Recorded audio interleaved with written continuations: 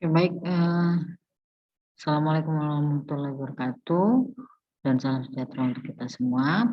Ya, kali ini kita berbicara mengenai aktiva tetap berwujud. Nah, nanti kita akan bahas perolehan, penggunaan, ya, pemberhentiannya seperti apa, dan depresiasinya seperti apa. Cuman ini nanti video ini akan terbagi dua, ya, mengenai ATB, ya. Banyak ketika kita berbicara mengenai ATB ini banyak banget pokok bahasannya.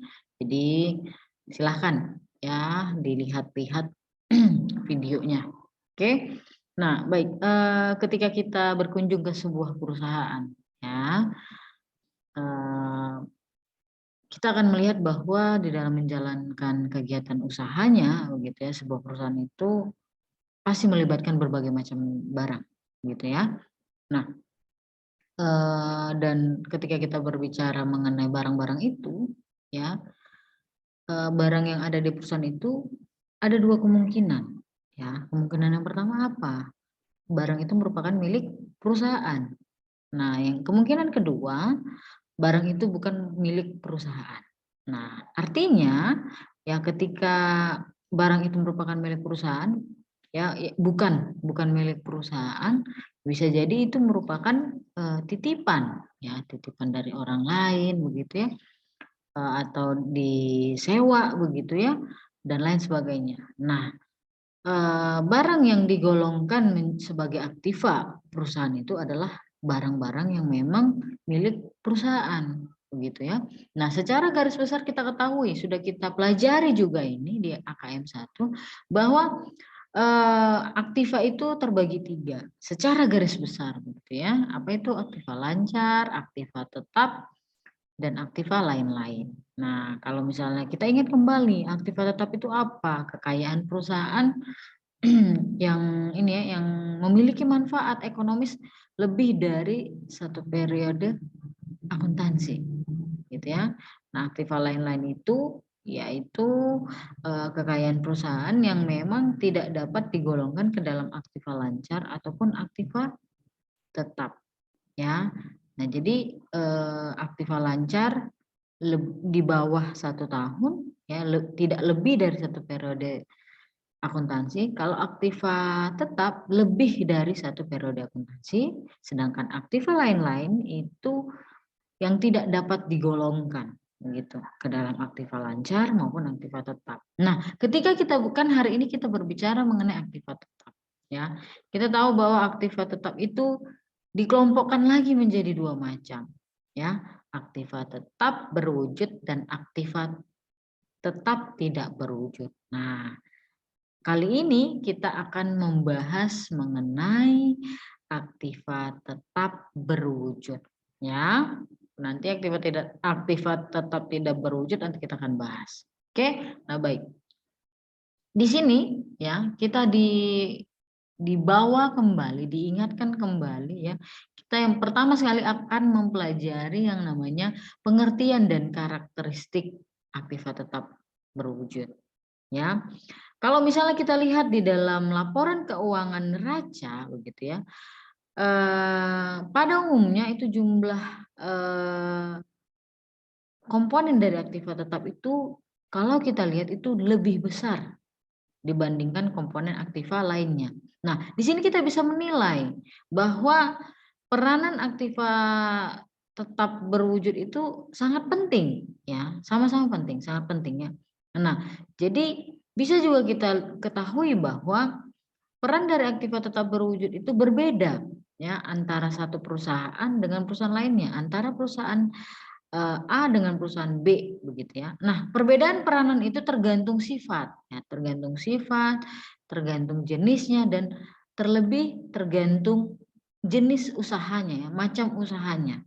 Begitu. Nah, ketika kita misalnya membandingkan ya perusahaan yang bergerak di bidang pertanian dengan perusahaan yang bergerak di bidang perbankan, otomatis berbeda peranan aktiva tetap berwujudnya. Ada perbedaan.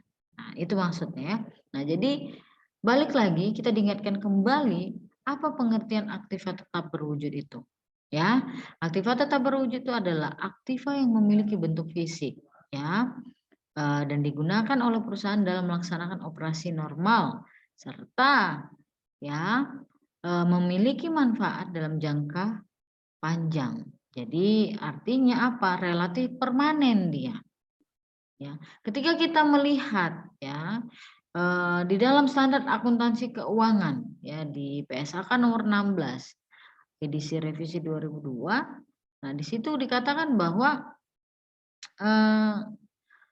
aktiva tetap itu adalah aktiva berwujud yang dimiliki oleh perusahaan digunakan untuk produksi ya produksi si perusahaan itu ya dalam menyediakan barang atau jasa untuk disewakan atau untuk keperluan administrasi dan diharapkan dapat digunakan lebih dari satu periode. Nah, jadi atas dasar ya pengertian dari aktiva tetap berwujud itu, maka kita bisa melihat aktiva tetap berwujud itu memiliki beberapa karakteristik. Yang pertama, ya, mempunyai bentuk fisik. Artinya apa? Ya, kita bisa melihat bentuknya, ada wujud fisiknya. Artinya kita bisa lihat, kita bisa raba kan begitu ya. Nah, yang kedua relatif permanen. Nah, kata-kata permanen ini menunjukkan bahwa pada satu periode atau waktu yang panjang begitu ya. Panjang di sini maksudnya apa? Pemakaian dari aktiva tetap tadi ya melebihi periode akuntansi ya, melebihi periode akuntansi yang ditentukan dalam penyusunan laporan keuangan. Nah, biasanya patokannya lebih dari 1 tahun, seperti yang sering kita dengar ya. Nah, lalu yang ketiga, digunakan dalam operasi perusahaan. Maksudnya apa? Ya, aktiva tetap yang tidak digunakan dalam untuk operasi perusahaan, misalnya tanah yang dibeli oleh perusahaan, ya, namun belum digunakan untuk tujuan atau kegiatan operasi perusahaan, itu bukan dimaksud di dalam aktiva tetap. Ya, artinya di aktiva itu, ya, selain memang dia harus permanen, ya dia harus digunakan dalam operasi normal perusahaan. Ya, lalu yang keempat, yang terakhir, tidak dimaksudkan untuk dijual kembali. Ya, tadi sudah saya katakan bahwa aktiva itu digunakan untuk kegiatan operasi perusahaan. Ya, nah atas dasar itu juga maka dia memang tidak untuk dijual kembali begitu ya. Nah sifatnya tadi itu permanen juga ya dan digunakan dalam operasi perusahaan, operasi normal perusahaan. Jadi ketika ada aktiva yang mana ya misalnya dia untuk dijual kembali berarti itu bukan termasuk yang namanya aktiva tetap ya melainkan mungkin itu barang dagangan ya kan kalau misalnya tujuannya untuk dijual kembali gitu ya. Jadi biasanya ketika kita berbicara mengenai aktiva tetap berwujud ini dibedakan dia menjadi aktiva tetap berwujud yang umurnya terbatas ya. Contohnya apa, Bu? Mesin, ya, kendaraan begitu dan ada umurnya tidak terbatas. Apa? Tanah. Nah, kalau misalnya yang tadi saya sebutkan ya, mesin kendaraan itu akan dihubungkan dengan penyusutan, depresiasi. Tetapi yang kedua itu tidak disusutkan, tanah tidak disusutkan. Nanti kita akan bahas topik itu. Ya, oke, itu mengenai pengertiannya dan karakteristik dari aktiva tetap berwujud. Ya, nah, lalu yang kedua kita akan membahas di sini mengenai pengakuan. Ya, nah, secara umum ya aktiva tetap itu harus diakui sebagai aktiva apabila memenuhi dua kriteria ini. Ya, dua kriteria ini. Yang pertama apa? Besar kemungkinan manfaat ekonomi masa mendatang yang berkaitan dengan aktiva tersebut akan mengalir ke perusahaan. Akan mengalir ke perusahaan. Dan yang kedua, harga perolehannya itu ya dari ATB ya, ATB. Saya sebutkan ATB ya. Itu dapat diukur secara andal. Inilah. Jadi sebuah aktiva ya, aktiva tetap diakui ya sebagai aktiva gitu ya apabila memenuhi dua kriteria ini, ya. Manfaat ekonominya akan mengalir ke perusahaan. Yang kedua, harga perolehannya itu dapat diukur secara andal, begitu, bisa diukur begitu. Oke, baik. Tadi saya katakan bisa diukur, dapat diukur secara andal. Oke, kita bahas mengenai harga perolehan, ya.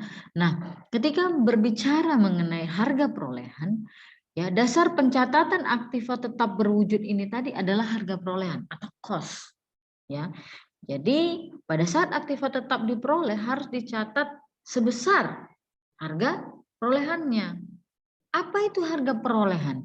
Ya, harga perolehan adalah jumlah atau setara kas yang dibayarkan atau nilai wajar imbalan lain yang diberikan untuk memperoleh suatu aktiva pada saat memperoleh atau konstruksi. Nah, dengan demikian ya seluruh pengeluaran untuk memperoleh aktiva tetap tadi itu baik merupakan kas atau setara kas, ya, itu merupakan seluruhnya komponen harga perolehan. Nah, ketika kita melihat PSAK nomor 16, ya, edisi revisi tahun 2002, apa harga perolehan itu, ya. Nah, harga perolehan dikatakan bahwa harga perolehan suatu aktiva tetap itu terdiri dari harga belinya, termasuk bea impor dan PPN masuk, tak boleh restitusi, ya, dan setiap biaya yang dapat diatribusikan secara langsung hingga aktiva tersebut dalam kondisi siap pakai.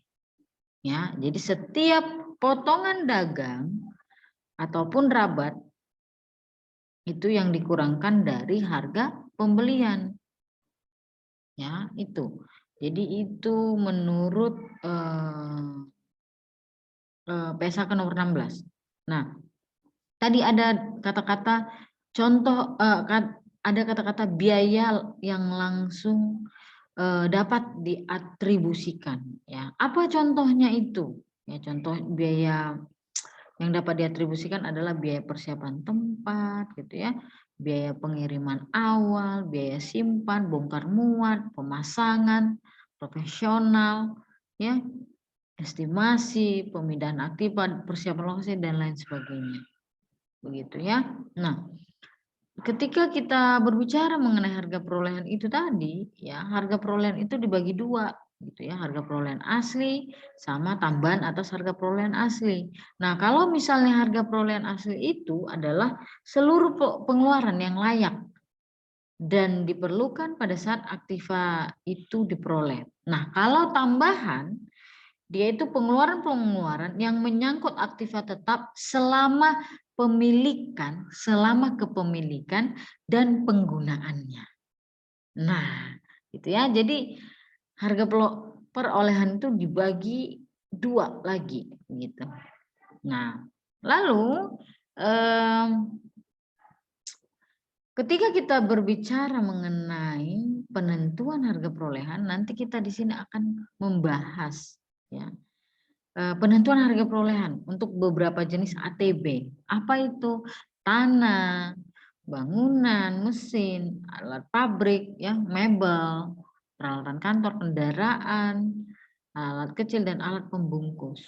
Ya, jadi perlu kalian ingat, kita ingat bahwa semua aktiva tadi itu dimiliki untuk digunakan dalam operasi normal perusahaan. Oke, nah baik, kita bahas satu-satu. Bagaimana harga perolehan tanah dan mulai dari tanah, bangunan, mesin dan lain sebagainya. Kita bahas. Yang pertama itu harga perolehan tanah. Nah, ketika kita berbicara mengenai harga perolehan tanah, harga perolehan untuk tanah itu terdiri dari pengeluaran-pengeluaran yang terjadi dalam rangka pemilikannya. Apa itu? Harga beli, ya, komisi, biaya balik nama, pajak, ya, biaya pembersihan tanah, perataan, gitu.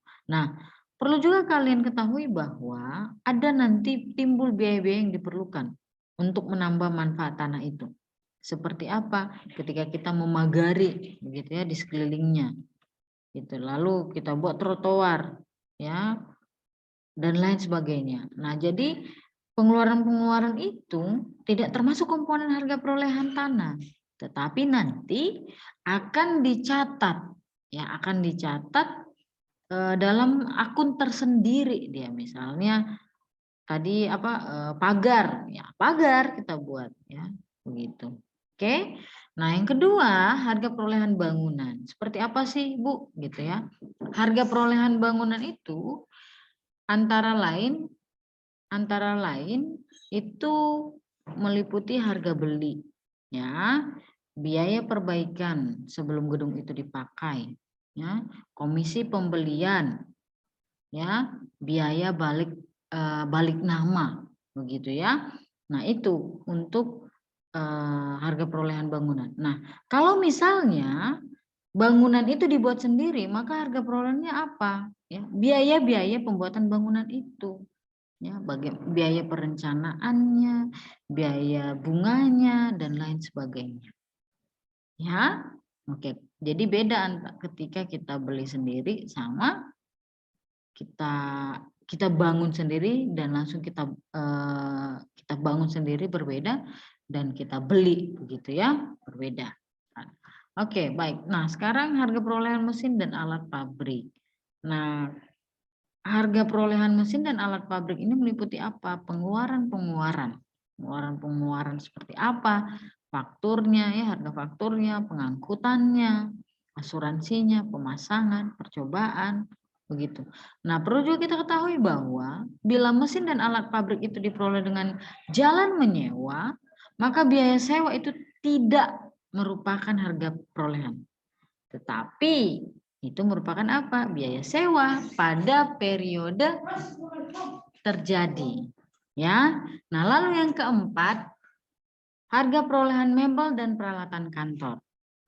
Ya. Seperti apa harga perolehan mebel dan peralatan kantor ini? Ya, meliputi harga faktur ya, sama biaya pengangkutan ya, pajak-pajak yang terjadi pada saat pembelian yang ditanggung oleh si pembeli. Oke, lalu yang kelima ada harga perolehan kendaraan dan alat-alat transportasi. Yang mana itu termasuk harga perolehan kendaraan? Sama, harga fakturnya, biaya balik nama, biaya angkutnya, dan pengeluaran-pengeluaran lain. Ya, nah kalau misalnya seperti pengeluaran yang kita keluarkan seperti izin trayek, ya, asuransi, ya itu bukan merupakan harga perolehan, ya perlu diingat. Oke, lalu harga perolehan untuk alat kecil, ya, yang mana ini adalah apa ya aktiva tetap yang banyak macamnya dan memang nilainya itu relatif kecil, ya, yang mana ini juga sangat aktif dipakai dalam kegiatan produksi. Nah, maka dalam menentukan harga perolehannya seperti apa, Bu? Ya, dalam menentukan harga perolehannya adalah harga beli dan biaya untuk memperoleh si alat-alat kecil ini tadi. Ya, lalu yang ketujuh harga perolehan alat-alat bungkus tempat barang. Nah, ini adalah barang-barang yang dipakai sebagai tempat produk yang akan kita jual. Contohnya ada botol, drum, ya, dan lain sebagainya. Oke, nah lalu harga perolehannya apa? Sama seperti alat-alat kecil tadi. Harga perolehannya adalah harga beli dan biaya-biaya yang kita keluarkan untuk memperolehnya. Oke, lalu itu harga perolehan ya. Jadi kita udah mengetahui nih bagaimana harga perolehan tanah, mesin, bangunan, ya alat kecil dan lainnya. Lalu kita lihat ya cara memperoleh aktiva tetap berwujud tadi, cara memperolehnya, cara memperoleh si ATB tadi, ya. Nah, standar akuntansi keuangan itu mengharuskan ATB itu dicatat sebesar biaya perolehannya, yang merupakan harga pokok historis ATB itu. Nah, ketika kita mencatat sebesar harga perolehannya, itu kita sudah melaksanakan yang namanya prinsip harga pokok atau cost principle. Ya. Jadi, harga perolehan ATB itu tergantung dari cara memperolehnya. Ya, jadi intinya cara perolehan suatu ATB itu akan menentukan besarnya harga perolehan ATB tadi. Caranya. Nah, di sini ada bermacam cara ya untuk memperoleh ATB tadi. Ya, ada 5 macam. Oke. Yang pertama itu ATB itu diperoleh dari pembelian. Ya. Berarti ini diperoleh dari transaksi pembelian dari pihak lain dengan pihak lain. Ya. Transaksi pembelian ini kita lihat di situ membuktikan bahwa ada pengeluaran kas ya oleh pihak si pembeli. Nah, dan pembelian ini bisa juga dilakukan secara tunai, ya, secara kredit, bisa juga sebagai dilakukan secara lamsam.